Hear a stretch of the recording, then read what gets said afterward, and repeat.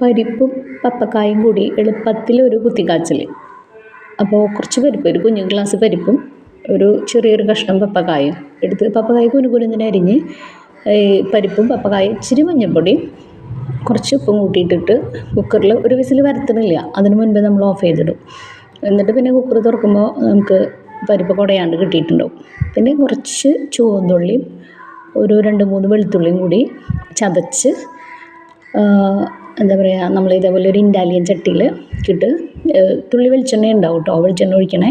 പിന്നെ വേപ്പിലയും ഈ പറഞ്ഞ ചുവന്നുള്ളിയും വെളുത്തുള്ളിയും കൂടി മൂപ്പിക്കുക. ഒപ്പം കുറച്ച് മുളക് പൊടി, അത് കുത്തി കാച്ചിന മുളക് പൊടി, അതും കൂടി ഇട്ടിട്ടുള്ള എളുപ്പത്തിലുള്ള ഡിഷാണ്. അപ്പോൾ എല്ലാവരും ഒന്ന് ട്രൈ ചെയ്ത് നോക്കണേ. നമ്മൾ ചോറിൻ്റെ ഒപ്പം ചപ്പാത്തിൻ്റെ ഒപ്പം ഒക്കെ കോമ്പിനേഷനാണ്. ചപ്പാത്തിക്ക് ചിലപ്പോൾ ചിലർക്ക് ഇഷ്ടപ്പെട്ടൊന്നും വരില്ല, ഇവിടെ മോനൊക്കെ ഇഷ്ടമാണ് കേട്ടോ. അപ്പോൾ നിങ്ങളൊന്ന് ട്രൈ ചെയ്ത് നോക്കൂ കേട്ടോ, ഈസി ഡിഷല്ലേ.